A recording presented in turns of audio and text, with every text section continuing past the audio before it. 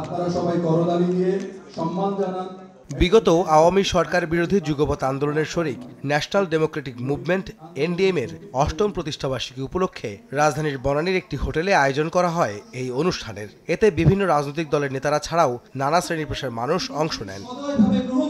অনুষ্ঠানে প্রধান অতিথি হিসেবে ভার্চুয়ালি যোগ দেন বিএনপির ভারপ্রাপ্ত চেয়ারম্যান তারেক রহমান।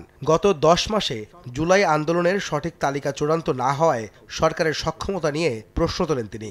বলেন, এই তালিকা করার চেয়ে করিডোর কিংবা বিদেশিদের কাছে বন্দর দেওয়ার বিষয়ে প্রাধান্য দিচ্ছে ইউনূস সরকার।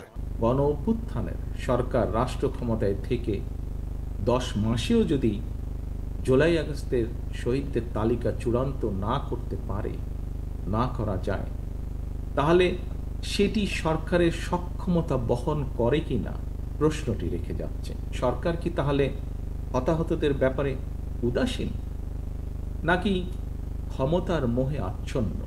জুলাই আগস্টের হতাহতদের সঠিক তালিকা তৈরি করার চেয়েও অন্তর্বর্তীকালীন সরকারের কাছে করিডোর প্রদান কিংবা বন্দর ব্যবস্থাপনা বিদেশের হাতে তুলে দেওয়াটাকেই বেশি প্রাধান্য বলে মনে হচ্ছে। আমরা আবারও স্পষ্ট করে জানিয়ে দিতে চাই, করিডোর কিংবা বন্দর দেওয়া না দেওয়ার সিদ্ধান্ত অন্তর্বর্তীকালীন সরকারের অবশ্যই কাজ নয়। এই সিদ্ধান্ত নেবে জনগণের ভোটে নির্বাচিত জাতীয় সংসদ বা জনগণের ভোটে নির্বাচিত সরকার।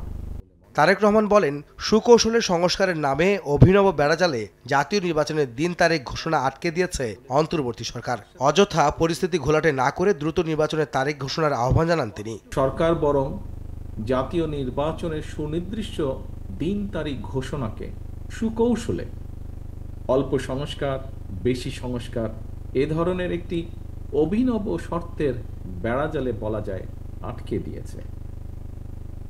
অন্তর্বর্তীকালীন সরকারের চিন্তা এবং কর্ম পরিকল্পনা সম্পর্কে জনগণ অন্ধকারে থাকায় কিন্তু দেশের রাজনৈতিক অঙ্গনে হয়তোবা অস্থিরতা বাড়ছে। প্রায় আমরা মনে করি দেশে এইভাবে অস্থিরতা বাড়লে এই সরকারের পক্ষে পরিস্থিতি সামাল দেওয়া কষ্টসাধ্যই হয়ে পড়বে।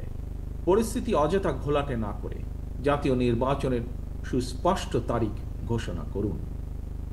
জনগণের ভোটে জনগণের কাছে দায়বদ্ধ সরকার প্রতিষ্ঠা করা না গেলে পতিত পলাতক স্বৈরাচারকে মোকাবেলা করা সহজ হবে না।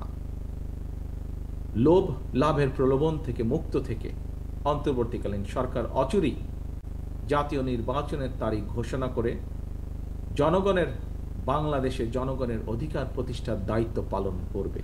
বিএনপির ভারপ্রাপ্ত চেয়ারম্যান বলেন, বর্তমান সরকার জনগণের জবাবদিহি সরকার নয়, তাই অন্তর্বর্তী সরকারের উচিত হবে জনগণের আশাকাঙ্ক্ষা বাস্তবায়নের মাধ্যমে নির্বাচিত সরকার প্রতিষ্ঠা করা। বিনিয়োগ সম্মেলন করলেও। আহমেদ সালেহীন, সময় সংবাদ, ঢাকা।